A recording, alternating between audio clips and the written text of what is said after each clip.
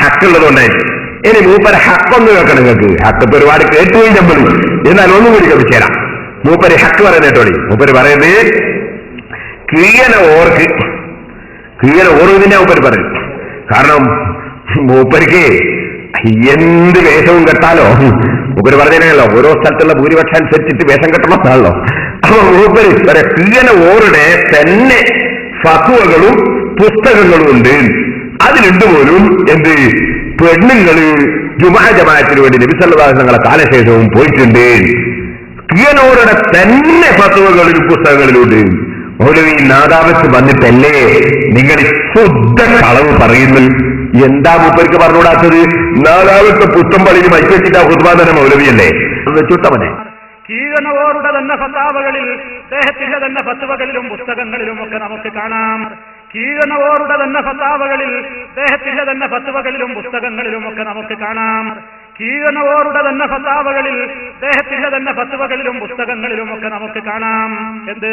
നബി സല്ലല്ലാഹു അലൈഹി വസല്ലമിന്റെ വഫാത്തിന്റെ ശേഷം എത്രയോ കാലങ്ങൾക്ക് ശേഷം ഉമർ ഖത്താബ് റളിയല്ലാഹു തആല അൻഹുവിന്റെ ഭാര്യ ആതിക ബീവിയടക്കം പള്ളിയിലേക്ക് ജമാഅത്തിന് പോയിട്ടുണ്ട്. കേട്ടില്ലേ? മൗലവിയെ ഞാൻ വെല്ലുവിളിക്കുന്നു.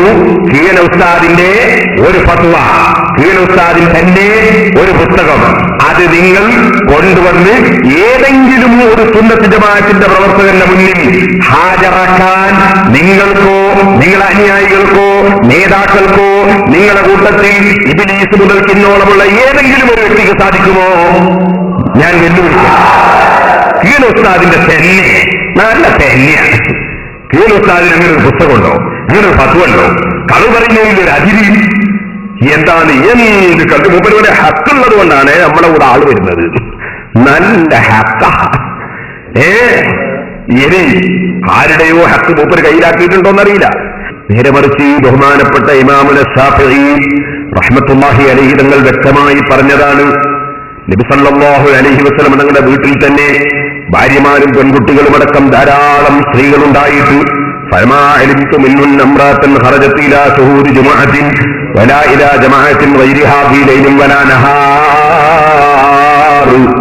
ഒരു രാത്രിയോ പകലിലോ ഒരൊറ്റ ജുമുഅക്കോ ജമാഅത്തിനോ നബി സല്ലല്ലാഹു അലൈഹി വസല്ലം തങ്ങളുടെ വീട്ടിൽ നിന്ന് ഒരു സ്ത്രീയും പുറപ്പെട്ടു പോയതായി ഞാൻ ഒട്ടാകെ പരിശോധിച്ചിട്ട് കാണുന്നില്ലെന്നും ആ സഹാബികൾ ഒരാളും തന്നെ അതാ സ്ത്രീകൾക്ക് പള്ളിയിൽ പോകാൻ വേണ്ടി അനുമതി കൊടുത്തതായി കാണുന്നില്ലെന്നും വലവുകാനരവുന്ന ഫീദാലിക ഫദ്ലും, എന്തെങ്കിലും ഒരു പുണ്യം സ്ത്രീകൾ പള്ളിയിൽ പോകുന്നതിലുണ്ടെങ്കിൽ ലാമറൂഹുന്ന ബിഹി വലാദിനൂലഹുന്ന ഫീഹി, സ്ത്രീകൾക്ക് അതാ സഹാബത്തും താബീകളുമൊക്കെ പള്ളിയിൽ പോകാൻ നിർദ്ദേശിക്കുകയും അവരനുമതി കൊടുക്കുകയും ചെയ്യുമായിരുന്നു.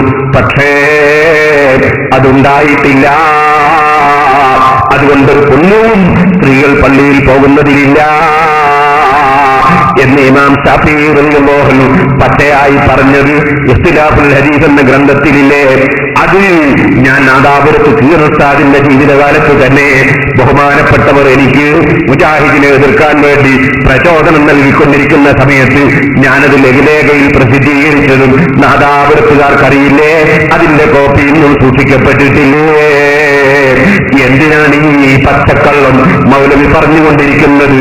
എന്നാൽ സഹോദരന്മാരെ, ബഹുമാനപ്പെട്ട ഉമർ ഇബ്നുൽ ഖത്താബ് റളിയല്ലാഹു അൻഹുവിന്റെ ഭാര്യ ആതിക ബീവി റളിയല്ലാഹു അൻഹാ വബുയൂതുഹുന്ന ഖൈറുൽ ലഹുന്ന, സ്ത്രീകൾക്ക് വീട്ടിൽ വെച്ച് നിസ്കരിക്കുന്നതാണ് ഖൈറു എന്ന് നബി സല്ലല്ലാഹു അലൈഹി വസല്ലം തങ്ങൾ പറഞ്ഞ വിവരം മഹദിക്ക് ലഭിക്കാത്തതിനാൽ പള്ളിയിൽ പോകാൻ വേണ്ടി ഒരുങ്ങിയിരുന്നു, പുറപ്പെട്ടിരുന്നു.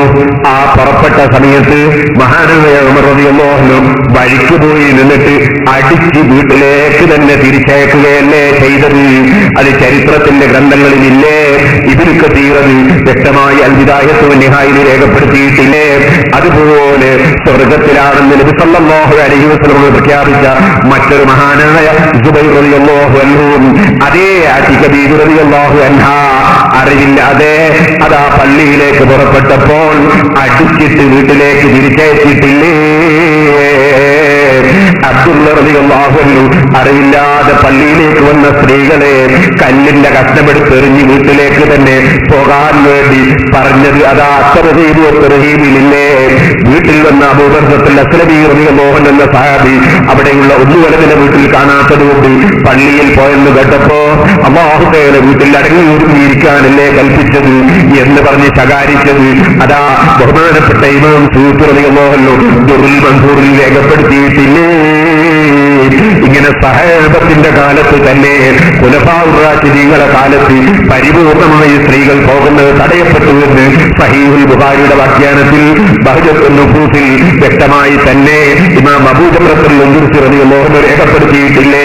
ഇങ്ങനെ സർവ്വ ഇമാമിങ്ങളും ഈ കാര്യം രേഖപ്പെടുത്തുമ്പോൾ അതിനെതിരായി ബഹുമാനപ്പെട്ട കീയന ഉസ്താദ് പുസ്തകം എഴുതി എന്ന് പറഞ്ഞാൽ വാസ്തവത്തിൽ കീയന ഉസ്താദിനെ നിസ്സാരപ്പെടുത്തലല്ലേ, കീയന ഉസ്താദ് ഈ കിതാബൊന്നും കണ്ടിട്ടില്ലെന്ന് വരുത്തി തീർക്കലല്ലേ, കീയന ഉസ്താദിനോടുള്ള വെറുപ്പ് പച്ചക്കള്ളം പറഞ്ഞിട്ട് നാദാപുരത്ത് ഈ മൗനം പ്രകടിപ്പിക്കേണ്ടതുണ്ടോ?